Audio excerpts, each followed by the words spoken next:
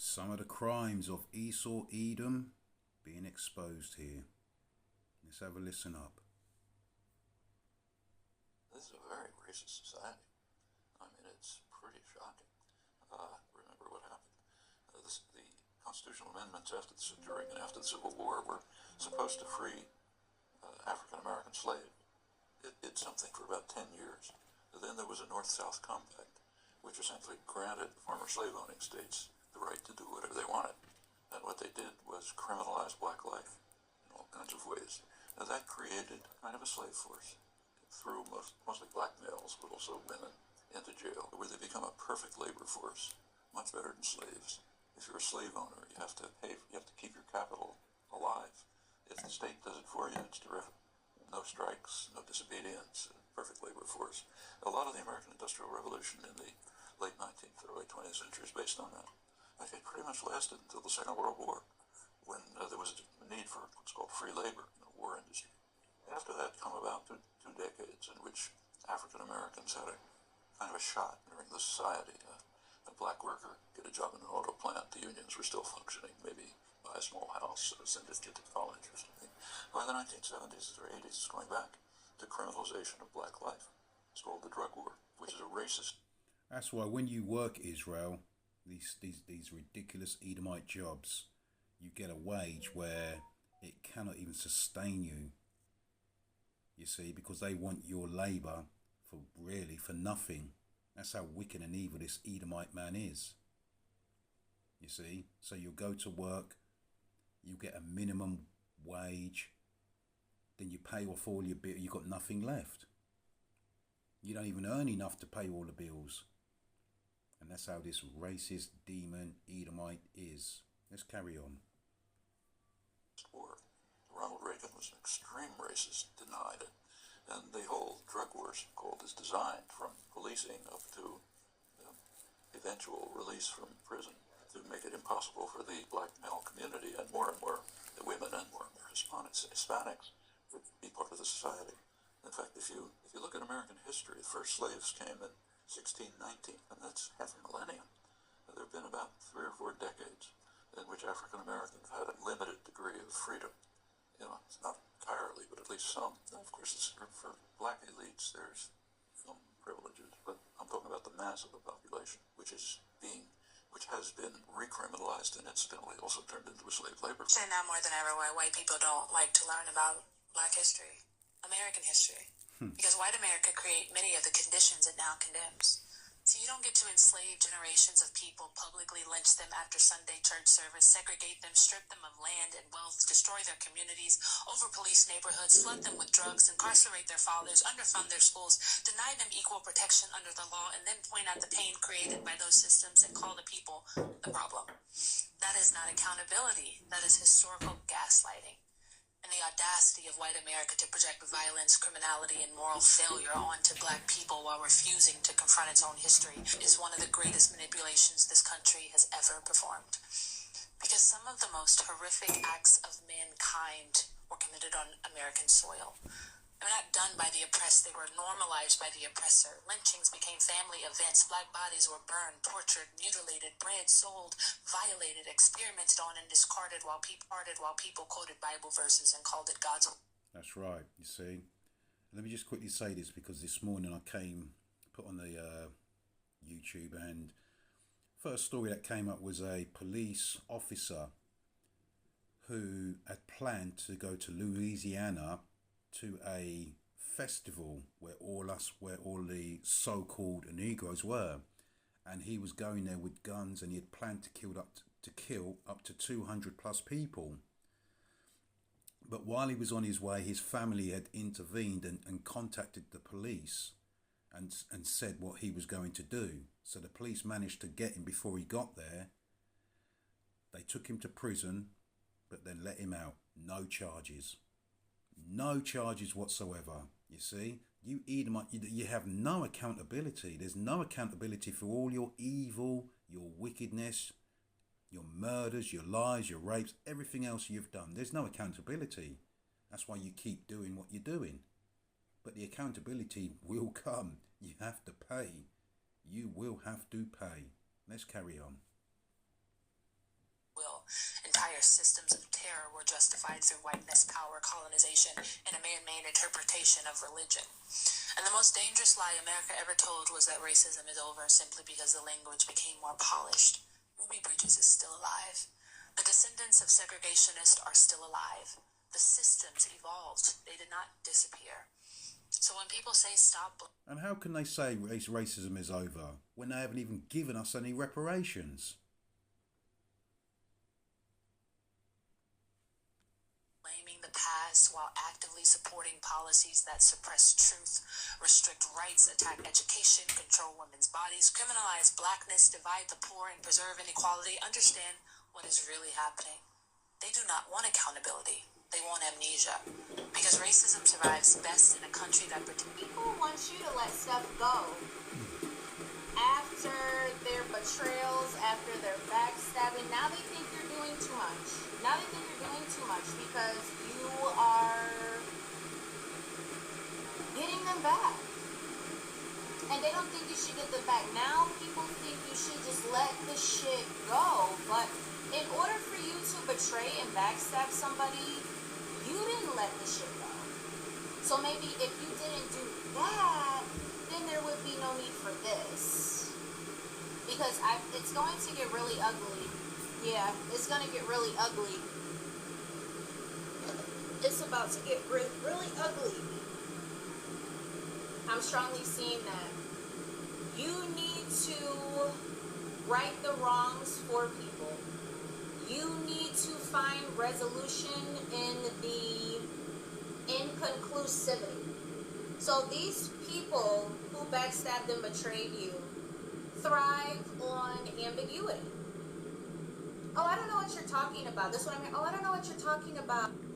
Hi guys, welcome to my channel, and this is what's happening on this video. White man exposed this forbidden truth about his community to the black people. And that's what is happening. Let's watch the video and see what's happening. No outdoor unit, no expensive installation costs. You can easily take this brand new portable air conditioner for heating and cooling with you anywhere. It cools the room down to ice cold in just 5 minutes. It's cooling. In America are white men. The lead robbers in America are white men. The largest amount of rapists are white men. The highest number of domestic abusers is white men. The highest number of arrested pedophiles is white men. The greatest number of drug dealers arrested is white men. But if you ask the average American who are the proponents of crime, is a black face to it. They're now trying to create this narrative that the immigrants are bringing in the crime because they never want to own up to what it is that they have done. Part of our responsibility is to pull the sheets off. That's right. We had a shooting here in Georgia not long ago. A young man named Colt, 14 years old, went and shot up his high school. His father's now being charged. Can you imagine what conversation? White people, if crime statistics really mattered to us, we would be talking about white men every damn day. We as white people love to throw around statistics when it comes to the black community. We love to misconstrue data about poverty rates, crime rates, single-parent households. Here's the thing. If you really want to talk about problematic behavior in terms of statistics, we need to talk about white men. Most mass shootings in America, white men. School shootings, white men. Intimate partner violence, typically known as domestic violence, white men. Police brutality and systemic violence, white men. Online harassment and extremism, white men. Domestic terrorism, white men. Serial killers, white men. The demographic making up the vast majority of CEOs, judges, senators, and police chiefs who refuse to hold white men responsible, white men. And yet us white men are really talked about as being a problem. Few white people are asking, what's wrong with white men? What's wrong with the culture? Few white men are demanding that we be fixed. And why? Because we as white men humanize and individualize white violent offenders. And it's time to flip the script. To shame and blame, because I know white males are incredibly fragile when it comes to that, but instead to name what's really going on. who continues to be protected and not held accountable because of selective storytelling. Prime example, the story I just told you, and look at the case of Nolan Wells. There's also been several lynchings that have gone on over the past few months. Again, no accountability. And you know what? It wouldn't surprise me if it's the police that are doing these lynchings. Because as soon as it's found, they straight away say suicide. No investigation. You got cameras all over the place. You got all these kids being kidnapped, sold into sex to be sex slaves, but yet you've got cameras all over the country, and you're telling me you can't pick up who's doing what? See, you're the most wickedest demonic demons on the face of this earth, you Caucasian Edomites. I hope this helps. So it's clear that we are watching the fall of the American empire in real time. And there is a stark difference in the way that the white community is responding and how the black community is responding. The black community en masse has completely withdrawn. They fought, they campaigned, they warned us, and we chose the orange man anyway. And they're out. The white community, on the other hand, is fighting. Those of us who aren't under Trump's spell. And there is this real sentiment that if we can just get Trump out of the way, then we can all get back to normal. But the thing is, that's not what God is doing. And I'm not a nihilist, but we're missing the point. The point is this white supremacist system has wreaked enough havoc. Enough. And God is judging it. And the fact that we are clinging so hard to it makes me wonder, what does the black community see that we don't, that's allowing them to totally let go right now? Are descendants of slaves really American, though? Yeah. What makes them American? Because they've been here. They've been here, and they've fought in every single war since our country's founding. So yeah, I think people who shed blood, who fought for the soil of our land, regardless of the color of their skin, are more American than people who got here 2 years ago. Most of that blood has been white blood. Sure, that doesn't change the fact that the individual who lost their life or who sacrificed, it doesn't change that fact. I mean, proportionally, black men are only 13% of the population. So yeah, I mean, most of it is going to be white blood, absolutely. But there are... How long have we been 13% of the population? How many decades has that been said? I mean, I'll say no more. Brave black men in my state, in our state, who have gone to war, not just in the global war on terror, but in Korea, in Vietnam, World War I, World War II, the Civil War. Their contributions matter just as much. That's true, but predominantly that experience has been one reserved for people of European descent, and I think it's important for us to make that observation and not just count that out. Well, you can make the observation. It doesn't make it, it's an observation. It's empirically true. But look, if you're someone from Sweden or from South Africa, and you're white, and you come here and you've been here for 2 years and you are on an H-1B visa, you are not more American than a black American or a white American who's been here for 5 or 6 generations. Citizens of Earth, your leaders don't care about you. They eat your children. They traffic your people. They weaponize you against each other. They think of you as their slaves. It is time that we take back the freedom in every country and overthrow. And it's Amalek, the small hats. This is their mindset. This is their spirit. Because they call everyone goyim, or cattle, or slaves to them. So he's the head of the serpent, Amalek, the small hats, the same people that's committing genocide down there in the land. The same people that set up the Catholic churches, Christian churches, all these denominations. The same wicked small hat who call themselves Jewish. It's them who is the head of the serpent. Each government. Bulgaria did it. Now, let's do it in every country. It is time we come together and fight for each other. It is time that we stand up and do something about it. Citizens Going around the internet, it's pretty disgusting, of these 3 white girls who lured their black friend over to their house and start beating her up. Yep. They're jumping on her with their knees. They are hitting her consistently. She's screaming. When she screams, they tell her to shut the F up. They put their hand over her mouth. It's just a very disturbing video, but I think it gives you a little look inside what can happen sometimes. Now, I'm not saying that, oh yeah, any black person with all white people is not safe, but I think this is a good illustration of how things can go wrong very quickly and how you can be the one to get ganged up on. And it's just the way they're maniacally... I'll just quickly pause it there because I didn't see the video. I saw the first 30 seconds and I thought, I can't watch this.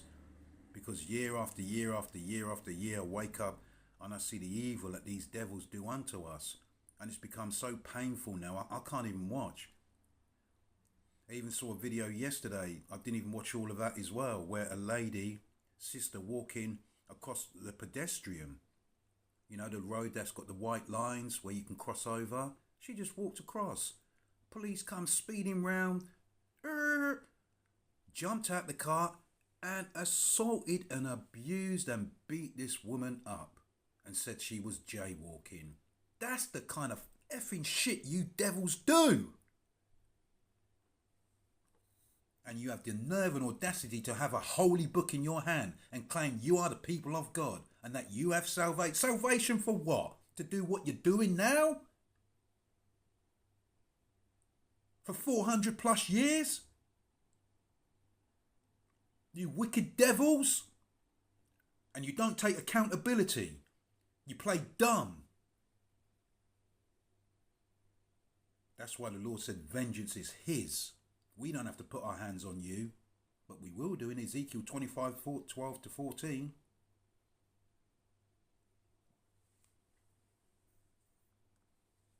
Laughing, like enjoying this, and then you know when they're caught, they're like, I swear, we were just joking. We're not racist. I love everybody. We love her. We were just joking. Yeah, right. Arrest these girls and make sure they pay for what they did. You see that? They're not even arrested. It's been out there online. And they're not even arrested. But yet, don't the police go after our brothers when they show their money online and what have you, or maybe a weapon? Huh?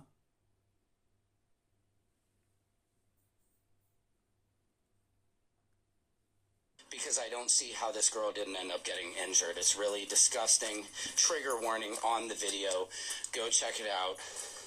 And we need justice for this girl. I don't have any information, but I'm going to find out. And I'm hoping these girls have been arrested. Secret Service Sam out Samson for president of the world. Yes, technically we are the alien. This does get pretty deep. Black people were the original people on this planet. That's right. The Anunnaki and I believe 27 other beings came down here and began tampering with our DNA. So Caucasians, Asians, everybody else like that, we're not originally from this planet. Black people are the only race on this planet that actually originate from here and have a connection to this planet. Not saying that, you know, as white people, we don't have a connection to this planet and source as well. We all do. But our DNA was tampered with, and they spliced, like with kind of like CRISPR technology, they spliced varying species DNA into our DNA. David Wilcock had spoken about this, and I believe that's one of the reasons that he was taken out. People also claim that the Greys are us from the future, and we... Back in 1990, people used soda water to clean... And went into like transhumanism and lost our reproductive abilities, and that's why they're abducting us and trying to rectify that and make sure we don't go down the same path. And I don't know where he's getting all this garbage from, but that's the folly of this world, Israel. When we read the Bible, Adam came from God. All the other nations came from Adam and Eve, or came from us. Okay? So we are the direct link to God, because we came from him. We came from his side. When he gathers his church, the blood and the water that came out of the side of Jesus when he was pierced, that is the church. Okay, the blood and the water, that is the church, which he has purchased with his own blood.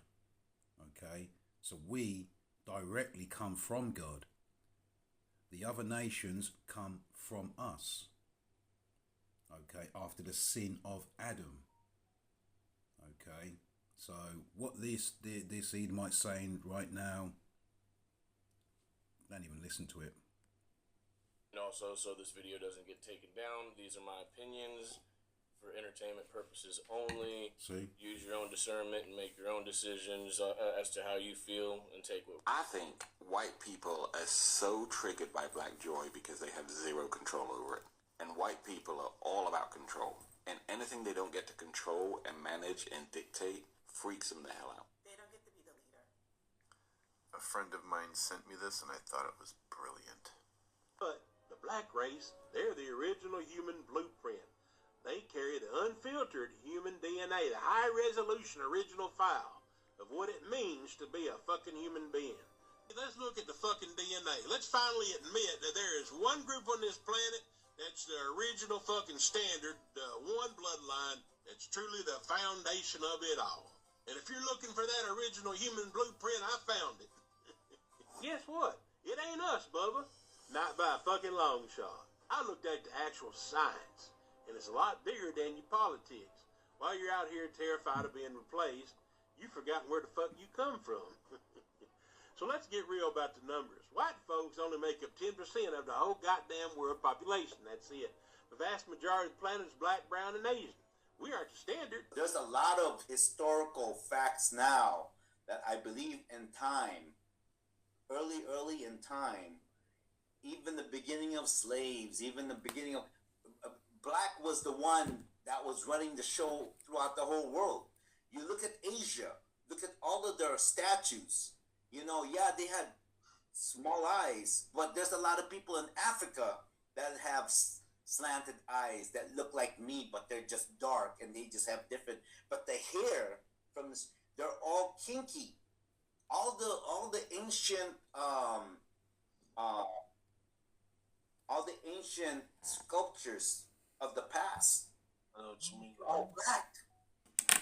So I really think that what's going on right now is the reversal of what went on years and years and thousands. And white people have a parenting problem. It's time we talk about it. There are three primary things I want to point out in this video. Number one is the fact that white parents do not discipline their children for racism. Racist comments start at a very young age for most white people because they simply repeat things that they overhear in their environment. Like children might come home and be talking about things that are inappropriate, like skin tones or calling someone brown or black in a derogatory way, which is a learning experience for these kids, and that is when the white parents should sit down and educate them on what racism is and how it is wrong to be mean to someone because they have different color skin. Because kids do notice these things. They don't assign meaning, but that is a point to educate them. Number two, childhood cruelty and taunting and bullying is very, very common. And again, white parents do not use this as an opportunity to discipline their children. They simply allow the bullying until eventually it turns on the parents. I don't know if you've seen, but a lot of white parents get yelled at by their children. That is a very, very normal thing in white households. And finally, not disciplining your child and making sure that they are healthy and cared for all around is what causes a lot of mass violence. Because again, most of the people who have access to weapons and are going into places and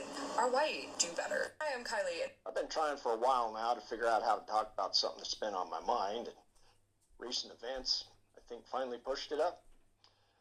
What I want to say is that racism is a white people problem. A white people problem that others are forced to live with. As a white man, I've never had to be afraid of being pulled over by the cops.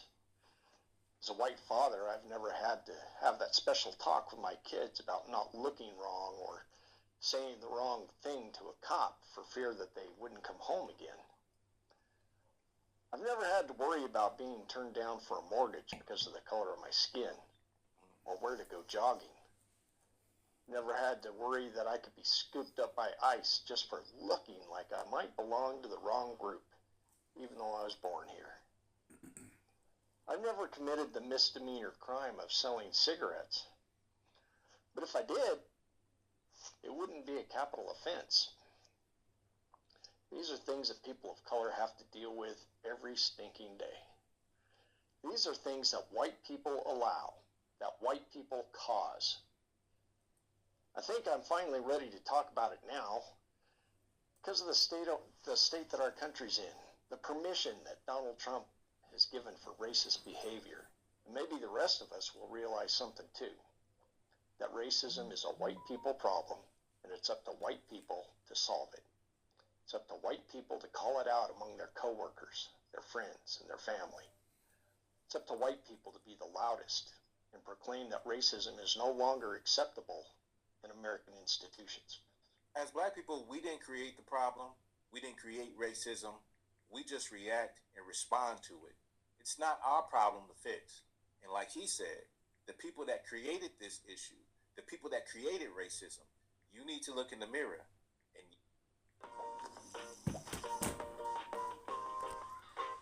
I've never felt unsafe in black spaces. This is how we know reverse racism is a lie. I went to college on Long Island, and I lived in Hempstead, New York. Very black town. I used to go to Caribbean night at my local bar. Never had a problem. Never felt unsafe. I was just at a barbecue joint in Harlem the other week with a group of white girlfriends, lily white girls. We felt completely welcome, delightful. Had a great meal, super fun time. My boyfriend and I accidentally wandered into a hookah lounge one day. We were just looking for a burger. It was kind of late. It was like 10 o'clock. And we were like, oh, that place is open. Let's go in there. We go in, the place is empty. We were like, oh gosh, are you guys closing soon? The bartender was like, oh no, like we don't get busy till like 11 or 12 at night. It's a black hookah lounge. Completely black staff. They took care of us. We had a fucking great time. Great burger, great service, laughs, fun music. Never once did anybody give me a stink eye or a dirty look or make me feel like I didn't belong in those spaces. Never once was I concerned for my safety. But I was on the national tour of a children's show called The Olympic Spirit. And this show was about Jesse Owens being in the Olympics, who of course was a black athlete. So we had a black actor in the cast portraying Jesse Owens. And we toured the Deep South, baby. I'm talking about Alabama, Arkansas, Mississippi. And it was a bus and truck tour. It wasn't fancy Broadway stuff. We played schools. So one night our van pulls into this local rest stop. It was like Pete's Chicken. And it had a gas station, which we needed gas. And Jamal and I walk into Pete's Chicken to get a little snack and to use the restroom because we were on the road. And when I tell you, every white face in that place whipped around and looked at us when we walked in together. Now, we weren't together. We were just two friends, colleagues. But he was black and I was white. And I felt the hairs stand up on the back of my neck. And I know he felt it too, because I looked over at him and I was like, this feels off. This feels weird. What's happening? And he goes, yep, let's go. I don't want to get lynched here. So we left. We just turned around, boop, walked right out, got in our van, and drove off because we felt unsafe in a white space. The only time in my life I have felt unsafe was in a white space because they identified me in proximity to a black man and they did not like it, and I felt it in my bones. That was a formative experience for me, and it's why I like to talk about black history in these United States, because it's not ancient history. It is still very much alive. Okay, Israel, I just wanted to put that one out there, you know. So, all praises to our Lord and Saviour, our Redeemer, Jesus Christ. Vengeance is the Lord's. Peace out and amen.